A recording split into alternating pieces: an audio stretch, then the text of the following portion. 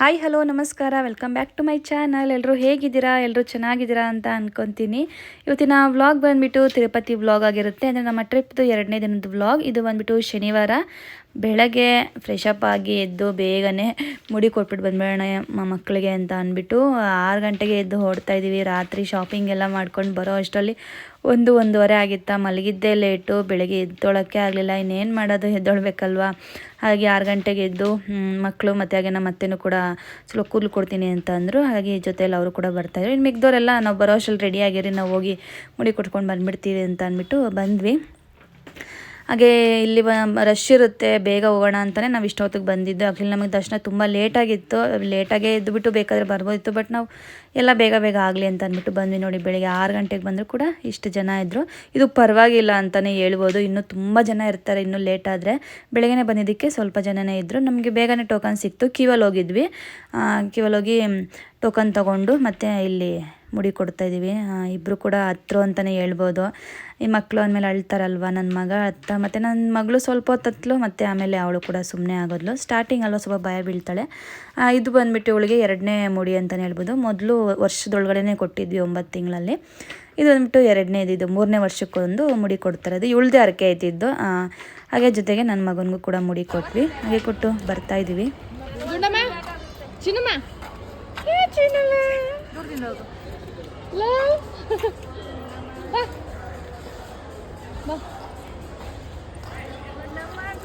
ಎಲ್ಲ ಹತ್ರ ನಮ್ಗೇನು ಎಲ್ಲ ಕಡೆ ಇರುತ್ತಮ್ಮ, ಇದು ಒಂದೇ ಕಡೆ ಅಲ್ಲ. ಪ್ರತಿ ಇದಕ್ಕೂ ಇರುತ್ತೆ. ರೂಮ್ಸ್ ಇಲ್ಲೆಲ್ಲ ಇರ್ತೀವ.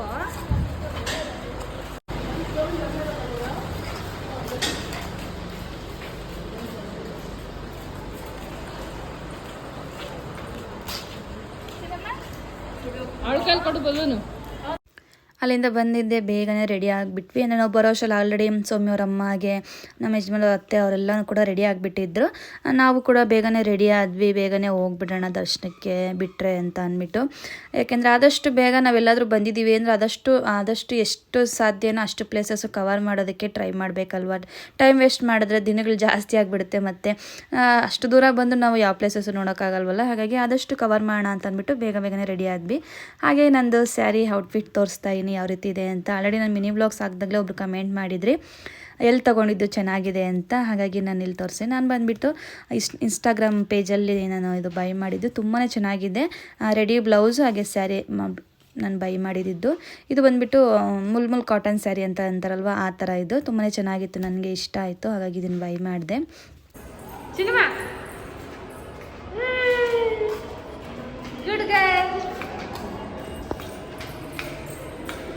ಚೆನ್ನಾಗಿ ಗೊತ್ತಾಳು.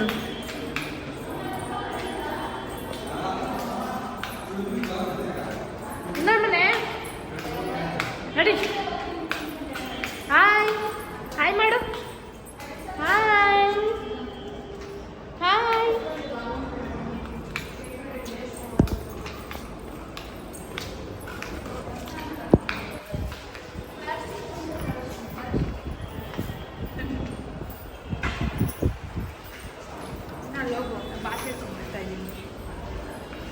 ಅಮ್ಮ ಸರ ನೋಡೋದೇ ಆಯ್ತು.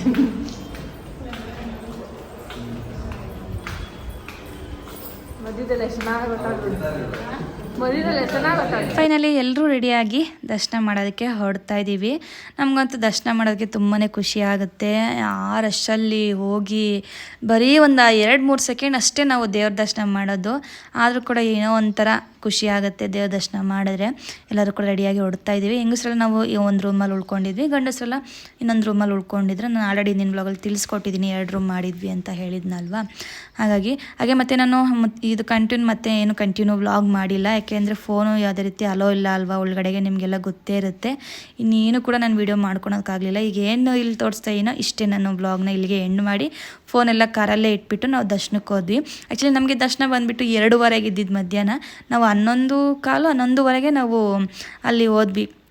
ನಮಗೇನು ಟಿಕೆಟ್ಸ್ ನಾವು ಬುಕ್ ಮಾಡಿದ್ವಲ್ಲ, ಅಲ್ಲಿ ಕೊಟ್ಟಿರ್ತಾರಲ್ಲ ಎಲ್ಲಿ ಹೋಗಬೇಕು ಅಂತ ಅಂದ್ಬಿಟ್ಟು. ಸುಪತಮ್ ಮಾತ್ರ ನಮಗೆ ಎಂಟ್ರಿ ಇದ್ದಿದ್ದು. ನಾವು ಪ್ರತಿ ಸಲ ಏನು ಮಾಡ್ತಾಯಿದ್ವಿ, 300 ರುಪೀಸ್ದು ನಾವು ಟಿಕೆಟ್ಸ್ ಬುಕ್ ಮಾಡ್ತಾಯಿದ್ದು. ಬಟ್ ಈ ಸಲ ನಾವು ಅರ್ಜಿತಾ ಸೇವಾ ಟಿಕೆಟ್ಸ್ನ ಬುಕ್ ಮಾಡಿದ್ವಿ. ಒಬ್ಬರಿಗೆ 500 ರೂಪಾಯಿ ನಾವು ಬುಕ್ ಮಾಡಿರೋ ಅಂಥದ್ದು.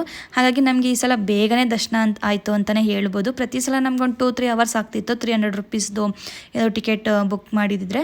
ಬಟ್ ಈ ಸಲ ನಮಗೆ 1.5 ಅವರಲ್ಲಿ ಬೇಗನೆ ದರ್ಶನ ಆಯಿತು. ನಾವೆಲ್ಲೂ ಕೂಡ ನಾವು ಕುತ್ಕೊಂಡಿಲ್ಲ ಮತ್ತು ಎಲ್ಲೂ ಕೂಡ ನಿಂತ್ಕೊಂಡ್ಲೂ ಇಲ್ಲ, ಮೂವ್ ಆಗ್ತಾನೆ ಇತ್ತು ನಾವು ಮಾಡಿರೋ ಅಂಥ ಟಿಕೆಟ್. ತುಂಬಾ ಚೆನ್ನಾಗಾಯಿತು ಅಂತ ಹೇಳ್ಬೋದು ಈ ಸಲ ದರ್ಶನ. ಎಲ್ಲವೂ ಕೂಡ ತುಂಬಾ ಖುಷಿ ಆಯಿತು ಈ ಸಲ ಬೇಗ ದರ್ಶನ ಆಗಿದ್ದು. ಈ ದರ್ಶನ ಮಾಡಿಕೊಂಡು 1.5 ಅವರ್ ದರ್ಶನ ಏನೋ ಆಯಿತು. ಬಟ್ ಪ್ರಸಾದಕ್ಕೆ ಅಂತ ನಾವು ಊಟಕ್ಕೆ ಅಲ್ಲೇನು ಕೊಡ್ತಾರೆ ತಿರುಪತಿಲಿ, ಅಲ್ಲಿ 2 ಅವರ್ಸ್ ಆಗೋಯ್ತು. ದರ್ಶನಕ್ಕಿಂತ ಇಲ್ಲೇ ತುಂಬ ಲೇಟ್ ಆಗೋಯಿತು. ಅಷ್ಟು ಜನ ಒಟ್ಟಿನಲ್ಲಿ ಎಲ್ಲಿ ನೋಡಿದ್ರು ರಶ್ ಅಂತಲೇ ಹೇಳ್ಬೋದು. ಸಾಕಾಗ್ಬಿಡುತ್ತೆ ತಿರುಪತಿಗೆ ಹೋಗಿ ಬಂದಮೇಲಂತೂ ಅಪ್ಪ ಸಾಕಪ್ಪ ಅನ್ನಂಗೆ ಆಗಿಬಿಡುತ್ತೆ. ಬಟ್ ಏನೂ ಮಾಡೋಕ್ಕಾಗಲ್ಲ, ಅಷ್ಟು ಪವರ್ಫುಲ್ ಗಾಡ್ ಅಲ್ವಾ, ಹೋಗಲೇಬೇಕು. ತುಂಬಾ ಇಷ್ಟ ಆಗುತ್ತೆ ನಮಗಂತೂ. ಮನೆ ದೇವರಲ್ವ ವೆಂಕಟೇಶ್ವರ ಸ್ವಾಮಿ ಅಂತಂದರೆ ನಮಗೆ ತುಂಬಾ ಇಷ್ಟ. ಹಾಗಾಗಿ ಹೋಗಿ ಬಂದ್ವಿ. ತುಂಬ ಚೆನ್ನಾಗಾಯಿತು ದರ್ಶನ ಎಲ್ಲ. ಹಾಗೆ ಮತ್ತು ಲಡ್ಡುಗೂ ಕೂಡ ತುಂಬಾ ರಶ್ ಆಯಿತು. ಇಷ್ಟೆಲ್ಲ ಆಗೋಷ್ಟರಲ್ಲಿ ಸಂಜೆ ಆಗೇ ಹೋಯ್ತು, ತುಂಬಾ ಲೇಟ್ ಆಗೋಯ್ತು ಅಂತಲೇ ಹೇಳ್ಬೋದು. ಹಾಗೆ ಅಲ್ಲಿಂದ ಮತ್ತು ನಾವು ಕೆಳಗಡೆ ತಿರುಪತಿಲಿ ಅಲ್ವೆಲ್ಲ ಮಂಗಮ್ಮ ಅಂತ ಲಕ್ಷ್ಮೀ ದೇವಿ ಇದೆ ಅಲ್ವಾ, ಆ ದೇವ್ರ ದರ್ಶನ ಕೂಡ ಮಾಡ್ಕೊಂಡು ಬಂದುಬಿಟ್ವಿ. ಅಲ್ಲಿ 8:30ಗೆಲ್ಲ ಕ್ಲೋಸ್ ಆಗಿಬಿಡುತ್ತೆ. ಹಾಗೆ ಬೇಗನೆ ಹೋಗಿ ಅಲ್ಲೂ ಕೂಡ ಸ್ಪೆಷಲ್ ಟಿಕೆಟ್ ತೊಗೊಂಡು ಬೇಗನೆ ದರ್ಶನ ಮಾಡಿಕೊಂಡು ಇವತ್ತು ಇಲ್ಲೇ ಸ್ಟೇ ಮಾಡೋಣ, ಮತ್ತು ಬೆಳಗ್ಗೆ ನಾಳೆ ನೋಡೋಣ ಯಾವ ದೇವಸ್ಥಾನ ನೋಡೋಣ ಅಂತ ಅಂದ್ಬಿಟ್ಟು ಇಲ್ಲೇ ಸ್ಟೇ ಆಗೋಣ ಅಂತ ಇಲ್ಲಿ ಒಂದು ಹೋಟೆಲ್ಗೆ ಬಂದ್ವಿ. ಊಟ ಮಾಡ್ಕೊಂಡು ಹೋಗೋಣ ಅಂತ ಅಂದ್ಬಿಟ್ಟು ಮೀಲ್ಸ್ ತೊಗೊಂಡಿದ್ವಿ ಎಲ್ಲನೂ ಕೂಡ. ಇಲ್ಲೂ ಕೂಡ ತುಂಬ ಚೆನ್ನಾಗಿತ್ತು ಮೀಲ್ಸು. ಊಟ ಮಾಡಿಕೊಂಡು ಹಾಗೆ ಗೋವಿಂದರಾಜಪಟ್ಟಣ ಅಂತ ಏನು ಕರೀತಾರಲ್ವ, ಅಲ್ಲೇ ನಾವು ರೂಮ್ ಮಾಡಿದ್ವಿ. ಪ್ರತಿ ಸಲ ಯಾವಾಗಲೂ ಕೂಡ ಅಲ್ಲೇ ರೂಮ್ ಮಾಡ್ತೀವಿ. ಬೆಳಗ್ಗೆನೇ 6 ಗಂಟೆ 7 ಗಂಟೆಗೆ ಹೋಗಿಬಿಟ್ರೆ ಅಲ್ಲೂ ಕೂಡ ತುಂಬ ಫ್ರೀ ಇರುತ್ತೆ, ಬೇಗನೆ ದರ್ಶನ ಮಾಡ್ಕೊಂಬಂದ್ಬಿಡೋದು.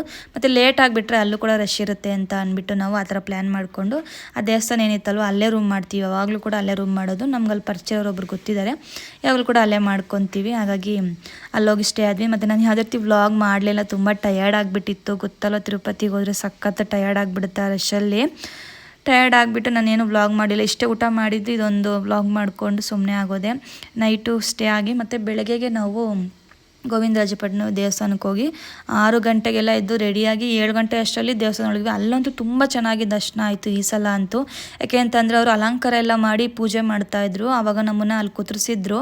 ತುಂಬ ಚೆನ್ನಾಗಾಯಿತು ದರ್ಶನ ಅಂತೂ. ಎಲ್ಲ ನೋಡಿಕೊಂಡು ಬಂದ್ವಿ ಅಲ್ಲಿಂದ. ಮತ್ತು ಎಲ್ಲರೂ ಕೂಡ ಇವಾಗ ಹೊರಡ್ತಾಯಿದ್ವಿ. ತಿಂಡಿ ಯಾರೂ ಮಾಡಿರಲಿಲ್ಲ, ತಿಂಡಿ ಮಾಡೋಣ ಅಂತ ಅಂದ್ಬಿಟ್ಟು ಇವಾಗ ತಾನೇ ಜಸ್ಟ್ ರೂಮೆಲ್ಲ ಚೆಕ್ಔಟ್ ಮಾಡಿ ಹೊರಡ್ತಾಯಿದ್ದೀವಿ.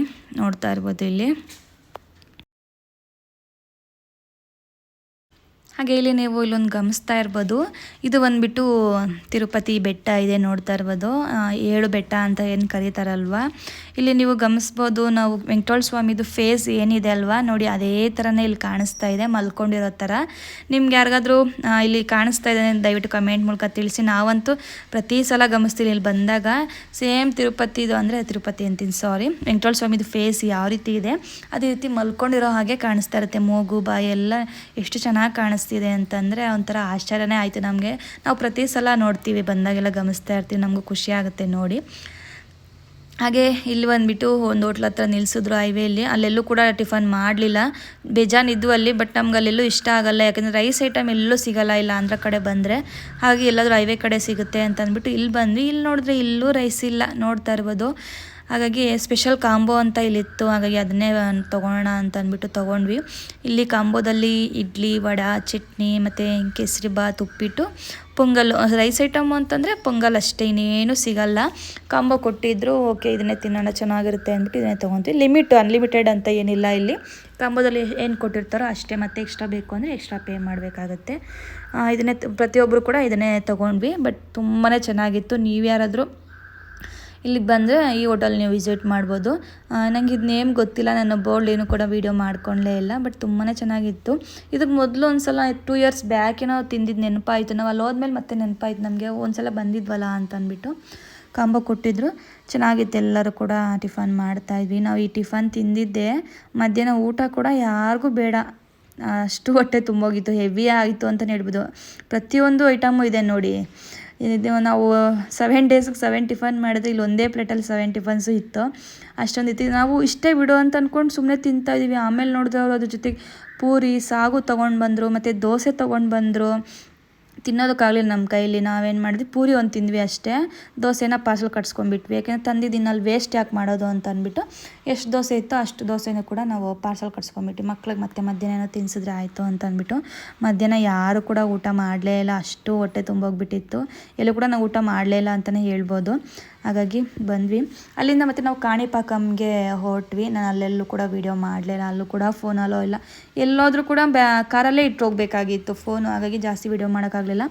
ಅಲ್ಲಿಂದ ಮತ್ತೆ ಕಾಣಿಪಾಕಮಿಂದ ಮತ್ತೆ ಹೊರಟಿದ್ದು. ಅದೇ ನಾನು ಇವಾಗ ವ್ಲಾಗ್ ಮಾಡ್ತಾ ಇರೋದು. ನಮ್ಮ ಯಜಮಾನ್ರು ಫುಲ್ ರೆಸ್ಟ್ ತೊಗೊಂಡ್ಬಿಟ್ಟಿದ್ರು ಇವತ್ತು. ಕಾರ್ ಡ್ರೈವಿಂಗ್ ಮಾಡಲಿಲ್ಲ ಇವತ್ತು. ಸೌಮ್ಯ ಅವ್ರ ಅಣ್ಣ ಇದ್ರಲ್ವ, ಅವ್ರು ಮಾಡ್ತಾಯಿದ್ರು ಕಾರ್ ಡ್ರೈವಿಂಗು. ನನ್ನ ಮಗಳು ನೋಡಿರಿ ಮಾಮ ಹತ್ರ ಹೊರಟೋಗಿದ್ದಾಳೆ. ಮತ್ತು ಅಲ್ಲಿಂದ ಮತ್ತು ನಾವು ಇನ್ನೊಂದು ಗಣೇಶ ದೇವಸ್ಥಾನ ಕೂಡ ಹೋದ್ವಿ. ಅಲ್ಲೂ ವ್ಲಾಗ್ ಮಾಡಲಿಲ್ಲ. ಅದು ಯಾವ ದೇವಸ್ಥಾನ ನಾನು ಮರ್ತೇ ಹೋದೆ. ಅದು ಇದು ರೋಡಲ್ಲಿ ಬರುತ್ತೆ, ನನಗೆ ನೆನಪೇ ಆಗ್ತಿಲ್ಲ ನೋಡಿ. ವ್ಲಾಗು ತುಂಬ ಲೇಟಾಗಿ ಹಾಕಿದ್ರೆ ಇದೇ ಥರನೇ ಆಗೋದು ಅಲ್ವಾ. ಹಾಗೆ ಅಲ್ಲೂ ಕೂಡ ದರ್ಶನ ಮಾಡಿಕೊಂಡು ಮತ್ತು ಇಲ್ಲಿ ಮಾವಿನ ತೋಟದ ಹತ್ರ ಬಂದಿದ್ದೀವಿ. ನಮ್ಮ ಯಜಮಾನ್ರಿದ್ರಲ್ಲ, ಅವ್ರ ಮಾವ ಅವ್ರ ಫ್ರೆಂಡ್ ಎಲ್ಲ ಇನ್ವೈಟ್ ಮಾಡಿದರು, ಇದೇ ರೋಡಲ್ಲಿ ಬರ್ತಾ ಇದ್ದೀರಲ್ಲ ಬನ್ನಿ ಅಂತ. ಹಾಗೆ ಅವ್ರ ಮನೆ ಹತ್ರನೂ ಹೋಗಿ ಮತ್ತು ಅವ್ರದ್ದು ತೋಟ ಇತ್ತು, ಅವ್ರ ತೋಟದ ಹತ್ರ ಕೂಡ ಕರ್ಕೊಂಡು ಬಂದಿದ್ರು.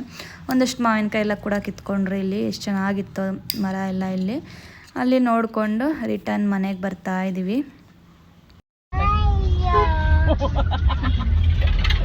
ಅಯ್ಯೋ ಹಲೋ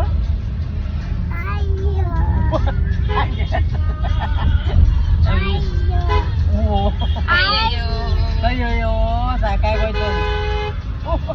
ಈ ಸಲ ಟ್ರಿಪ್ ಅಂತೂ ತುಂಬಾ ಚೆನ್ನಾಗಿತ್ತು. 3 ದಿವಸ ಹೇಗೋಯ್ತು ಅಂತ ನಮಗೆ ಗೊತ್ತೇ ಆಗಲಿಲ್ಲ. ಯಾಕೆಂದರೆ ಫ್ಯಾಮಿಲಿ ಎಲ್ಲ ಜೊತೆಗೆ ಎಲ್ಲರೂ ಟ್ರಿಪ್ ಹೋದ್ರೆ ತುಂಬಾ ಚೆನ್ನಾಗಿರುತ್ತೆ ಅಲ್ವಾ. ಈ ಸಲ ಅಂತೂ ತುಂಬಾ ಚೆನ್ನಾಗಿತ್ತು. ಫೈನಲಿ ನಮ್ಮ ಟ್ರಿಪ್ ಎಲ್ಲ ಮುಗಿದಿದ್ದಕ್ಕೆ ನಾವಂತೂ ಫುಲ್ ಡಲ್ ಆಗಿಬಿಟ್ಟಿದ್ವಿ, ನಾನು ಸೌಮ್ಯ.